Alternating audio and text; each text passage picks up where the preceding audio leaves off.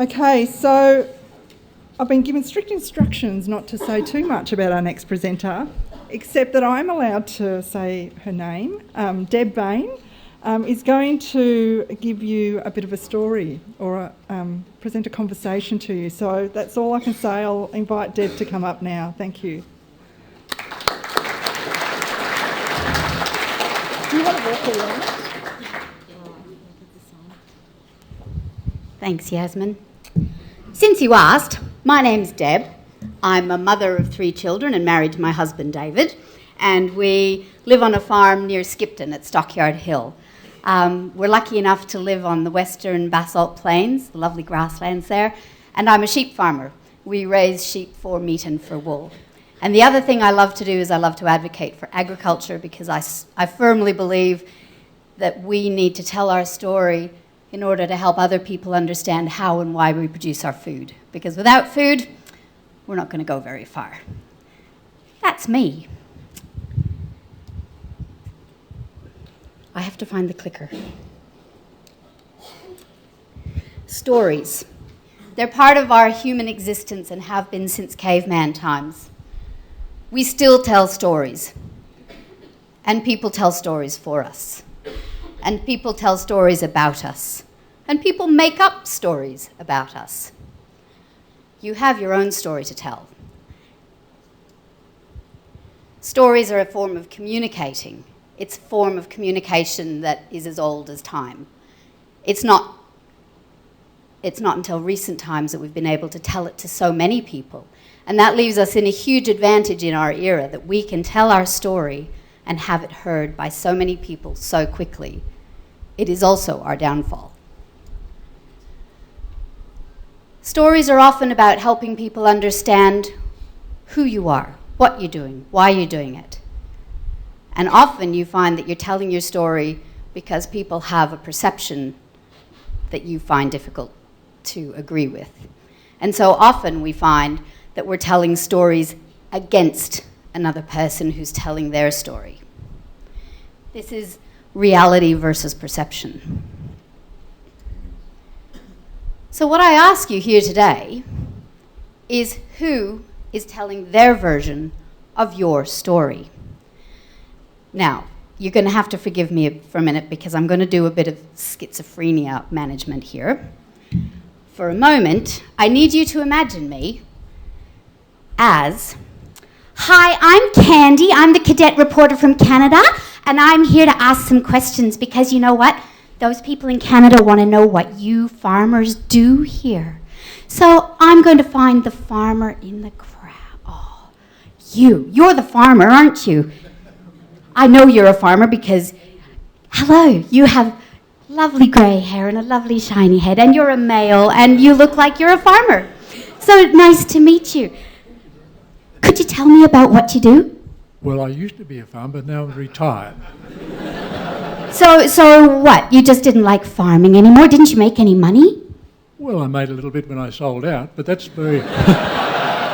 Did you sell out to those foreign investment firms? I can write that down now.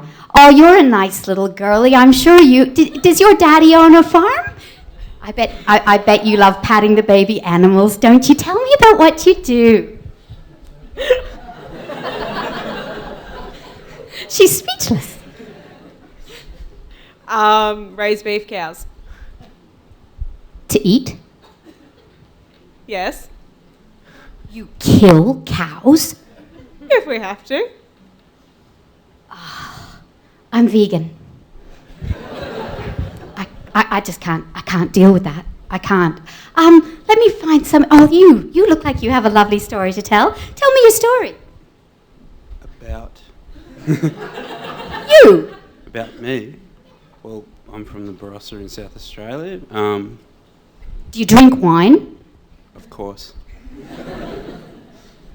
Okay, vegans can drink wine, so that's all right. Tell me, why do you live in the Barossa? What do you do there? Well, you've covered that. We make wine. Do you use lots of chemicals and pesticides, and do you pollute the water and get rid of the water table? Not necessarily. What do you mean necessarily? we don't do that. Okay, so there's a good story there somewhere, I think. Ladies and gentlemen, Candy the Cadet reporter signing off now.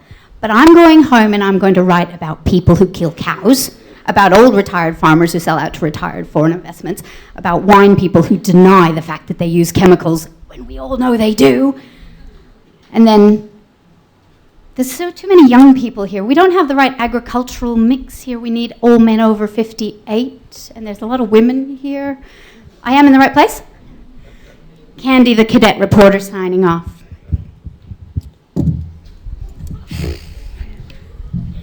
People who tell your story often come with their own preconceived ideas. And they often have their own reasons for wanting to tell a story. Sometimes they're quite interesting in how they approach the story.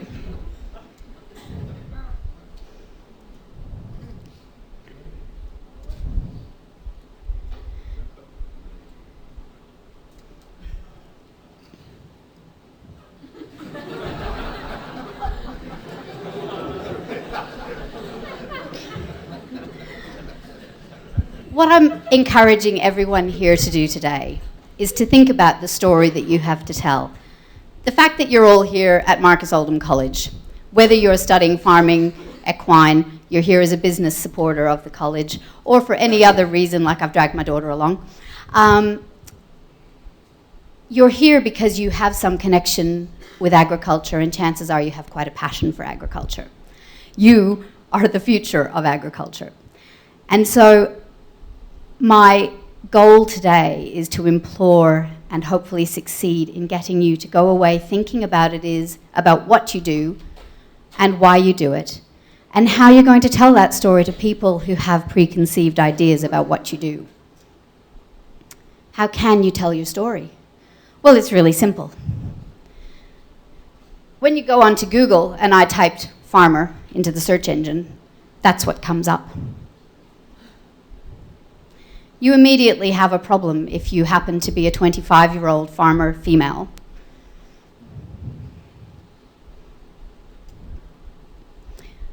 I just have to go back here. See those guys? They all look pretty serious except for the goofy one with the pipe.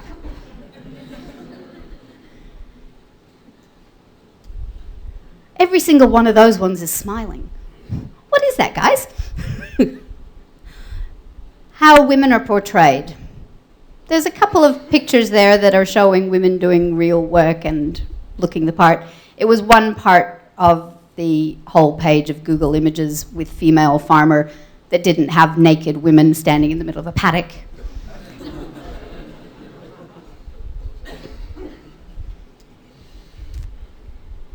Telling your story about agriculture doesn't have to be formal. You don't have to be standing up the front of a room with a microphone in your hand. There's ways you can do it organically. There's children out there who have no idea, truthfully, about how milk comes to be or how eggs come to be. And when you tell them that they're, where they come from, often that's quite a horrifying experience. Starting telling children, any children you happen to come in contact with, whether they're your own or somebody else's, tell them about what you do, why you do it, and how you do it. And be honest. Kids always pick a liar. Give a talk at your local school. Lynn was talking, and other people had mentioned the Stephanie Alexander program, and there's lots of other programs at schools all through this country that are trying to help children understand how to grow and prepare food, and let that be a part of their natural growing up, when so often they're so far removed from anything organic at all. Talk to your local radio or TV station. Don't talk to Candy the Cadet. Social media. Now, I don't think that this is the right audience to need Twitter for Dummies, but there are people out there who have incredible stories to tell, and social media is a really powerful tool to use that, used well and carefully. And if you're not sure how to use it, and you don't want to make a mistake, ask for help, because you can tell your story so effectively using social media when you've been trained, right? Twitter. All sorts of things on Twitter that are fantastic resources for people in agriculture and fantastic for ways to spread your story. Facebook. These are all organizations that are very powerful current social media platforms. AgChat in America, AgChat Oz here, Linking Environment and Farms in the UK. Ask an Aussie Farmer, I think, is pretty much on every Western-style continent at the moment. Not the Aussie one, but Ask a Farmer. There's lots of bloggers out there who are desperate for content and want people to help them with their content management or with their content information. Find some of those bloggers and contribute a story of what you do. Make your own blog. It's hard work, but geez, you reach an audience and it's a powerful way of giving people a simple insight into the day-to-day life of whatever it is you do. And I will focus on agriculture here for obvious reasons. Katie's farm life is a lovely view of a farming life through a little child's eyes, and that's shared at a number of schools around New South Wales. Who else have we got up there? Talking Fairly is very strong in farmer health and well-being. She's a real advocate for suicide prevention in rural communities. Fiona Lake is a beautiful photographer. She expresses her love of country through her photography. There's some amazing people out there doing things, and it's just a matter of finding them and tapping in, or doing it yourself. And then there's the farmer memes, always fun.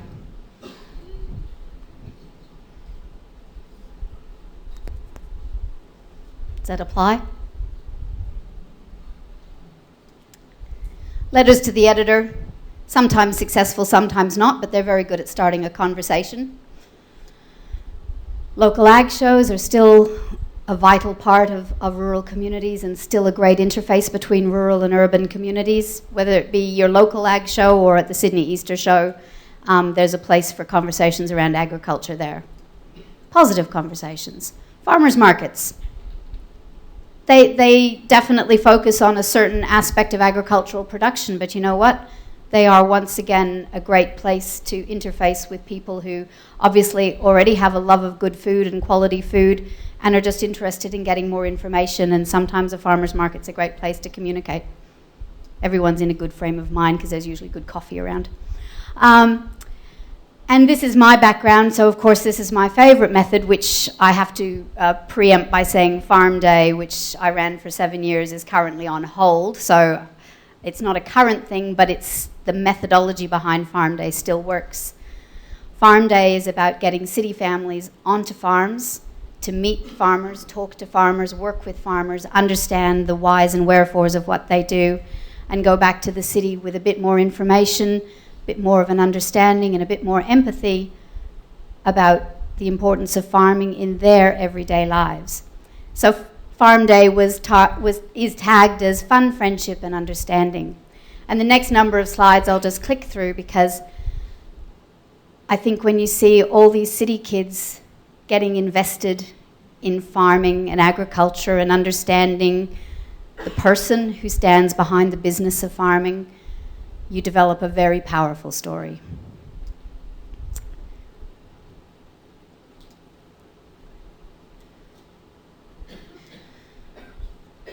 Farm Day can happen on your own terms, and probably all of those of you who have lived and grown up on farms have probably held Farm Day many, many, many times on your own place.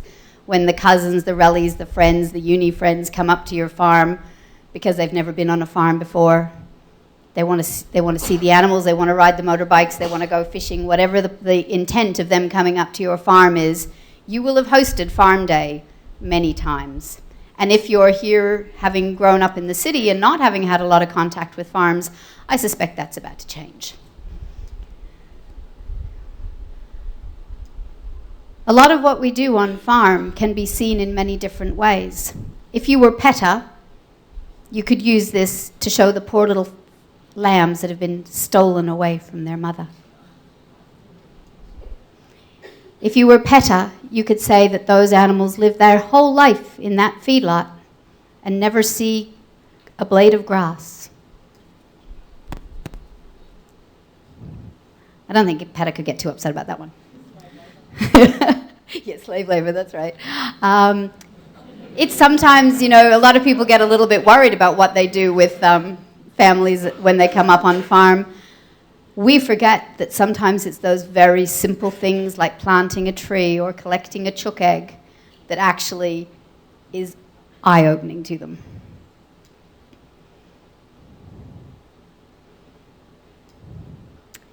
This is how you explain to your city families about how you harvest spaghetti.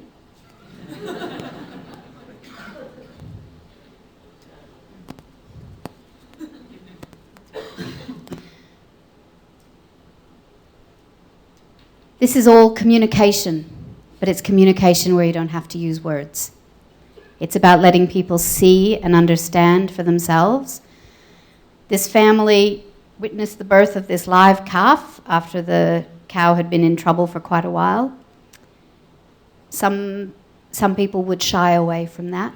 This family went away saying they had no idea that a farmer would give up 8 hours of his day to sit with that cow and help her through and be so pleased and happy when that calf was delivered.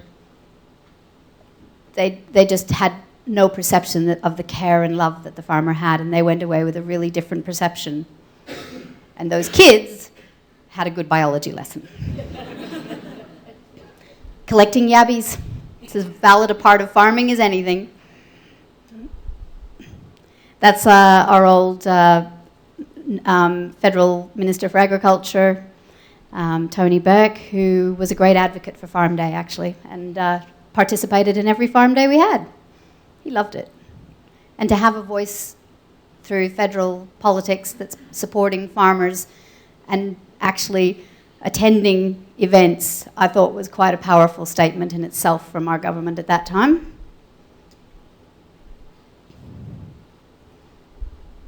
Planting seeds. This farmer also sent those kids home with a little packet of seeds to plant in their sandpit. We got regular updates onto the growth of the wheat in the sandpit. Who knew wheat could grow in sand?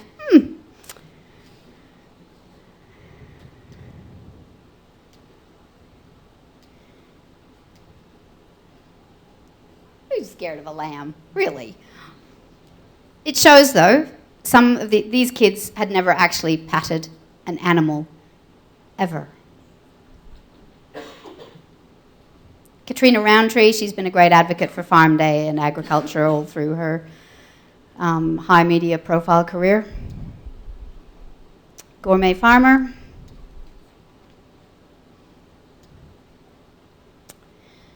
So the question I ask you is, when you show up for classes each day, when you go home on the weekends and tell people what you've been doing at school, when you've spent a year working on a farm and talking to people when you've had that very rare holiday that you ever get, what are you portraying?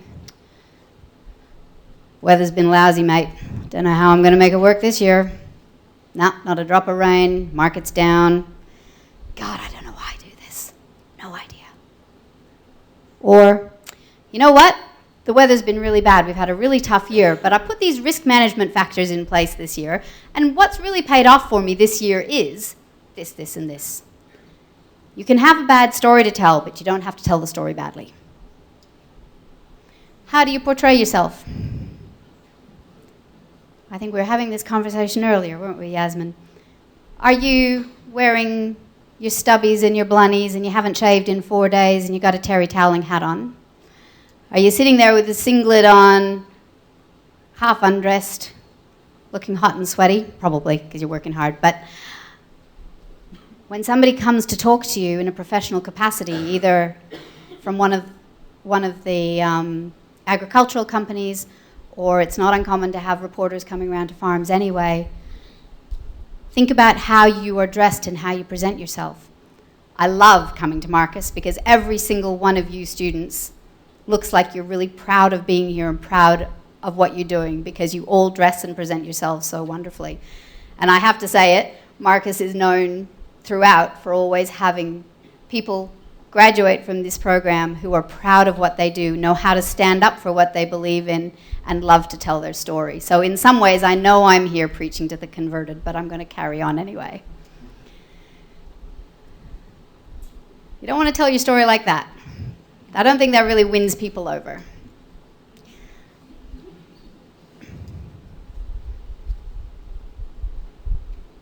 I don't think this is Australia because, you know, we don't put cows' bells on here, as far as I know. I might be wrong.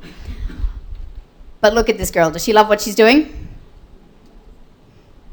Look at the technology that you can showcase that we have in this country. So the technology around dairy farming is extraordinary and world-changing in this country. Precision agriculture has its own story to tell. This is an Australian invention of a carbon emissions device that they're trying to work with agriculture at the moment. RFID for livestock. Are you a hayseed? I think not. And make sure you don't portray yourself that way, because that is the generalized perception of what a farmer is out there. And I know it. I know it absolutely, that there is a huge contingent of the urban population in Australia and overseas who sees this farmer. Better to be that farmer. Or that farmer. Online farmer, sure. The equine industry has a huge amount of communicating to do as well. And although your version of agriculture isn't necessarily food production, it is livestock production and management. And you are as much under the pump about what you do as agriculture is, and you need to be very careful about making sure you have a proper story to tell as well. It's not always easy to tell your story.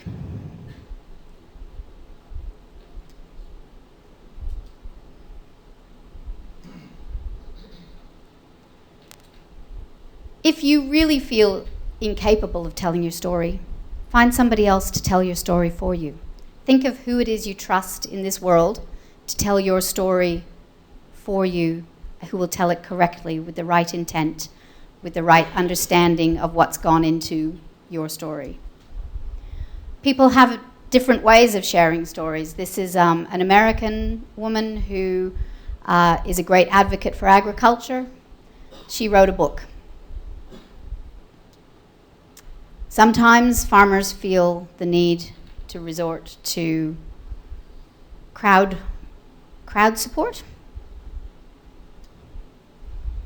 Europe's particularly good at that. We're not quite as aggressive as the European farmers sometimes are.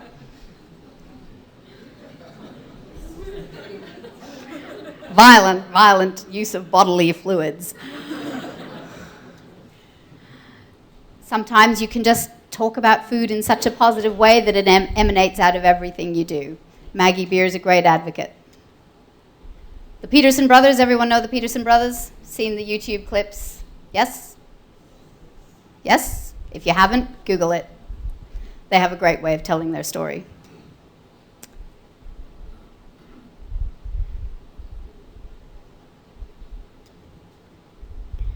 Marcus Oldham, Rotary, and rural youth around Western Victoria have done a great job in developing a program for supporting young people between the ages of about 14 and 18. Defying the Drift is run here, and the result is that those kids who graduate from that program go home with a better understanding of how they can contribute back to their community and tell their story back in their community.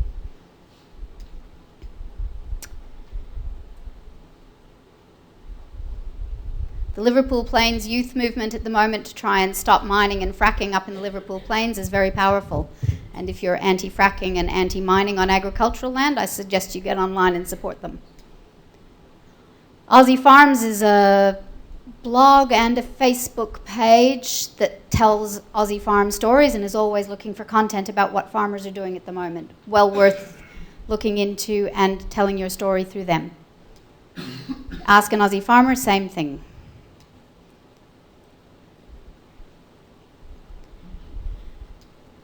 Farmers can't do it all alone. We do need overarching organisations to help us. Who do you trust to do the job correctly? Who will you back to do the job?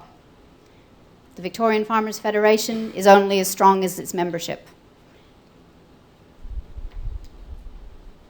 Young ag professionals, I probably missed a heap of these ones, but for the students here, these organizations are a great way to gather as a network. Not that one for you guys, maybe. CWA is a really interesting organization. It has, once again, it has a perception problem. It has a perception that it's a bunch of old ladies making scones. But if you go to any political organization who's talking to agriculture, they all want to talk to CWA. They have the ear of government at state and federal level. Never underestimate the ladies with the grey hair and the scones. Australian Women in Agriculture is another contemporary group of women who are working very powerfully within the agricultural area. Young Dairy Network, fantastic. Future Farmers Network, National Rural Women's Coalition. They tend to be a little bit more regional, town-based, but they also do very powerful work in agriculture rurally. And then there's the reporters who tell our stories, like Candy, the cadet journalist from Canada. Some are good, some ain't. Be very careful. If you have to talk to one of these people, especially some of the more powerful names within the media area, think carefully, ask for help. If you haven't spoken publicly on radio or on television before, and you're about to be confronted by a reporter, try to quickly find some support from people who might have done it before, because if they're after an angle and they think you're vulnerable, they'll get the angle they want. They could well be on side. There's plenty of reporters who are there to support agriculture. Utilize them as well.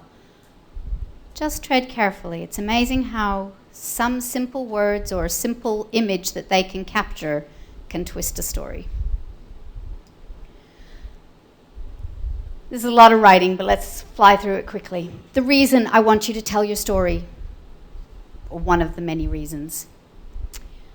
Okay, the story you need to tell needs to be positive. You need to talk to everybody about it, because you never know where your story is going to end up, even if you're just talking to your neighbor. When I came into you and I didn't let Yasmin introduce myself, I wanted to do that. That was my 15-second elevator speech. I have it ready. It sounds really trite and awful when you're using it to introduce yourself.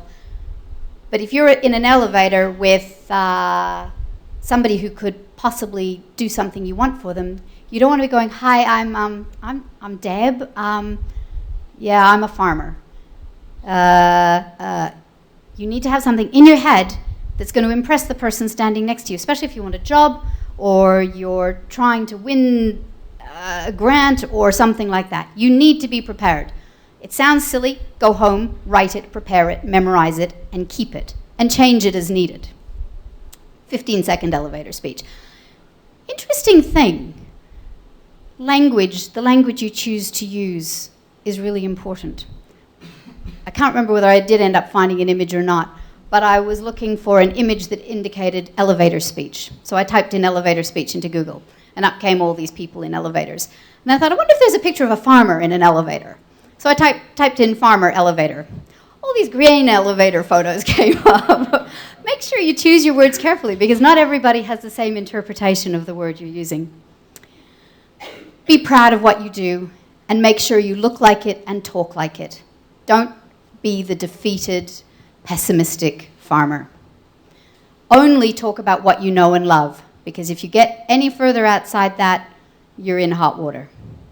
Or you could get in hot water. Listen to other people's point of view. When I said at the very beginning that it was perception versus reality, it isn't an adversarial position. What you're trying to do is you're trying to win people over to understand what you do.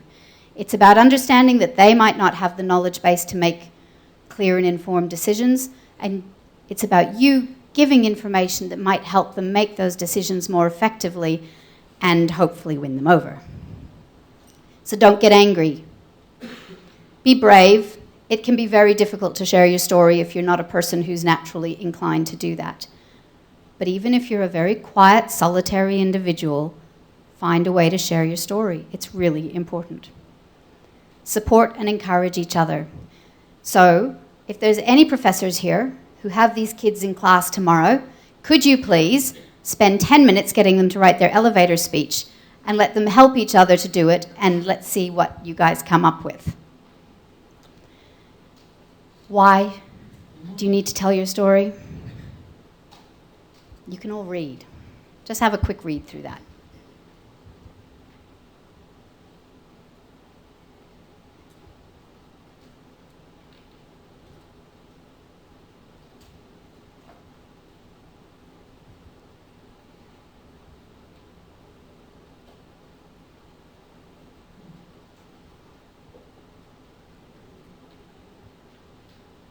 Can I click? Sorry, there's a bit more yet.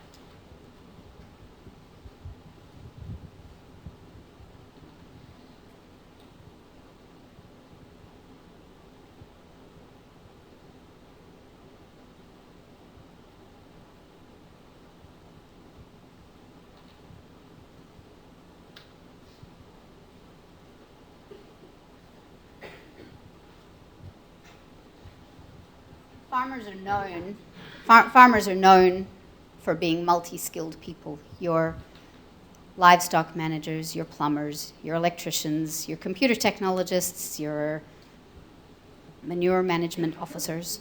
You are all sorts of things. The one thing I want you to add to your job list is storyteller. Thank you.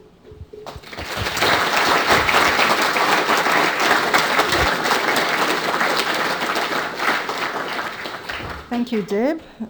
Very interesting. And look, you've touched on some key things for all of us, and the big one is communication, which, when it comes down to it, being able to tell your story in the way that you want people to hear it, at the end of the day, does make you feel better. And in the long term, if we're thinking about what this forum is about, the health and wellbeing or resilience in rural communities, it comes down to being able to communicate effectively and openly and being passionate about your story. So thank you very much.